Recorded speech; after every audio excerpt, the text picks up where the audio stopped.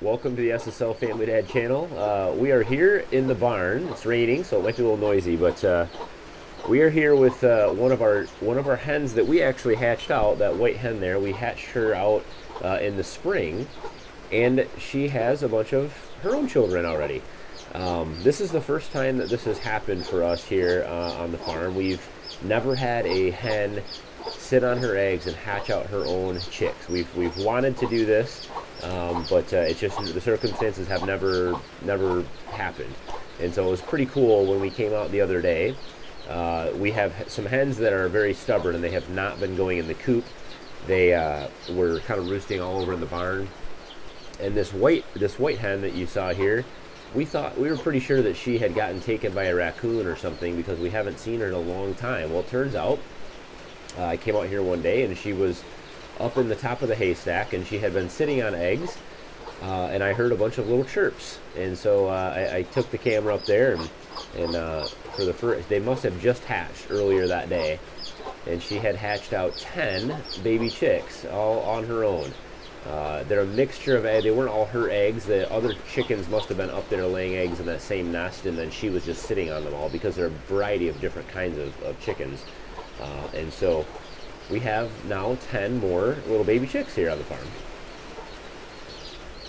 You can tell she's kind of nervous with me in here, but she's she's one of the most friendly hens that we have ever had here. She, even when we were taking the chicks and getting them from her nest and trying to get them into this little secure area, she never pecked at us. She never really even raised too much fuss. She's just very, very chill. And so she has been raising these chicks up 100% on her own. We did add a heat lamp in here. It's getting cold. There's been some nights in about 31, 32 degrees. And so we gave her a little heat lamp. This is a ceramic heat emitter, so there's no light with it, but it is heat here. And that just, give her a little bit of warmth. But the baby chicks have been under her, and that's how they've been keeping the temperature regulated. Now, if you've ever hatched out your own baby chicks, it's a tough process to try to recreate what a hen can do on her own. You have to keep the eggs, for 21 days, just rotating them every single day and keeping them at exactly the right temperature. And then once they hatch out, you have to take them out and let them dry out and get them food and water and make sure that they have a heat lamp. And again, make sure that the temperature is just right for them. They have to stay warm enough. And she has done all that on her own, just by, her own body heat and her own instinct, and it's just so cool to see. She's a very good mother. She knows everything to do. The way God has created these birds is amazing. Without anyone showing her how to be a mom, she knows exactly what she needs to do, and she will come out here. She'll let them come out from underneath her. She'll call them over to the water, make sure that they get a drink. She'll go over to the food and knock a bunch of it out on the ground and make sure that they all get something to eat. And so underneath her, you just have 20 tiny little legs sticking out every once in a while. You can see them all, and they just sit underneath her, and her body feathers and all that nice fluffy feathers underneath her body, they keep those chicks just perfectly warm out here in the cold temperatures. It could be 10 degrees outside and they'd be under there just nice and snug, and they'd all stay alive. None of them have had any issues. None have died. She has been a great mother. Question that I often get asked throughout our various chicken raising videos is, how do you get a chicken to sit on her own eggs? Well, there's no real way that we have found. It just depends on the chicken. You'll find some hens are more prone to do this on their own, and some are not. There's also different breeds of chickens that are bred in different ways, where you're going to have a more likelihood of them going broody, which means that they'll lay eggs and they'll just sit on them. When they are broody, when they have decided that they are going to raise out that nest of eggs, they will stay on those eggs. They barely get up for food and water. They literally sit on the eggs 24 hours a day. They'll get up. Sometimes it seems like, and I don't watch them 24/7, but it seems like they don't get up at all. They get up real quick. They grab food and water somehow, somewhere, and they get right back on the eggs. To make sure that those eggs stay at the right temperature, they have to be at like 99.5 degrees, I think it is, or somewhere right around there, pretty consistently. If they drop below that for even a matter of hours, those eggs will die. They will not continue to grow. And so for her to hatch out 10 eggs is just pretty amazing. 10 chicks. This is also a very young hen, which you generally don't see. This, again, she's not even a year old, and so the eggs that she was laying are real tiny. You know, she's not even fully mature, this hen, and so it was kind of a surprise to us that she was sitting on her eggs.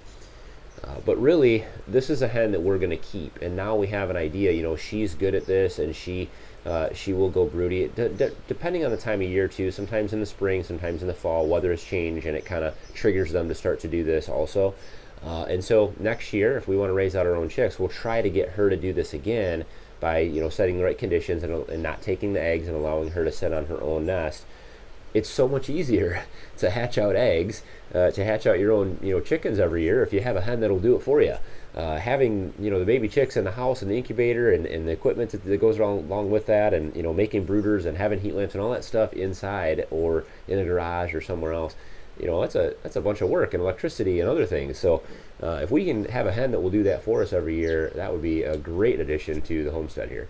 Talked about this before. The thing that we like to do here on with our chickens is we try to have a sustainable kind of flock. So every year we're taking some of our chickens in, some of the older ones that are older than maybe a year or two. We're taking them in to get processed, and those are food for us, obviously.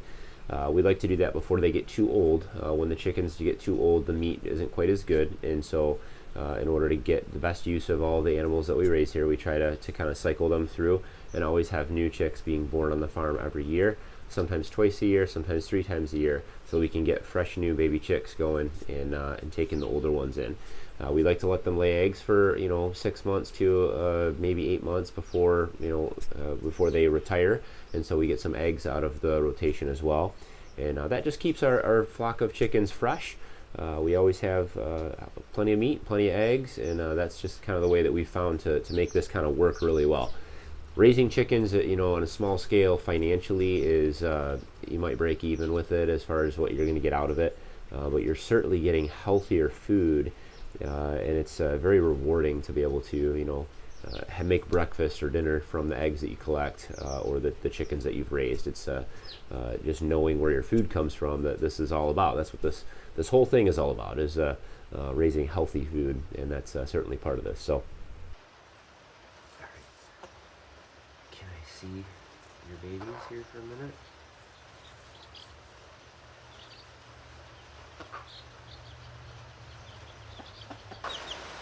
So there's kind of a mixed mutt, a bunch of breeds in here. There's some of them that are some barred rocks crosses. So we had some barred rocks in here. That's what this is a descendant of. And then some of these other ones might be descendants of an Isa Brown line, some of our Buff Orpington lines, and some others. So there's kind of a mixture of different kinds of chickens in here that she has raised out, and they've been mixed together with different roosters and things. And so we don't really care what breed they are necessarily. We're not looking for purebred showbirds or anything. We just want healthy chickens that grow up to be a good size and that lay eggs and are good moms. And so we'll keep breeding out the ones that meet those requirements, and just keep expanding our flock here. So they obviously are cold. They want to stay under mom, and she looks mad. We're hoping that this is something we can kind of recreate every year. So now that we've had this actually happen once, we can kind of try to recreate the conditions. Obviously, the biggest thing is that if you do notice one of your chickens laying on her eggs when you're going to collect eggs, try leaving them in there, and you can mark the eggs and just make sure, mark a date on them, right, with a pencil or a pen or something like that. You can write on the eggs and just make sure that you just leave them in there. And if you see her consistently laying on the eggs, there's a very good chance that she has gone broody and she's ready to start being a mother. And so obviously you do have to have a rooster in your flock. I know I get that question a lot too. We do have one rooster in our flock of 7 hens and one rooster, so we have 8 total chickens, and now we have 18.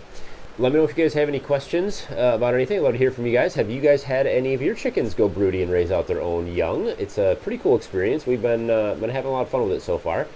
Still big news to announce here on the channel. We're stretching it out, I know, but we're going to be making an announcement here pretty soon, and letting you guys in on the big secret of what's going on around here. So first, if this is your first time here, I'd love to have you join us and subscribe to the SSL Family Dad channel. We do all kinds of homesteading and sustainable type things, gardening and animals, chickens, and fixing things and DIY projects of all sorts. And so we'd love to have you tag along.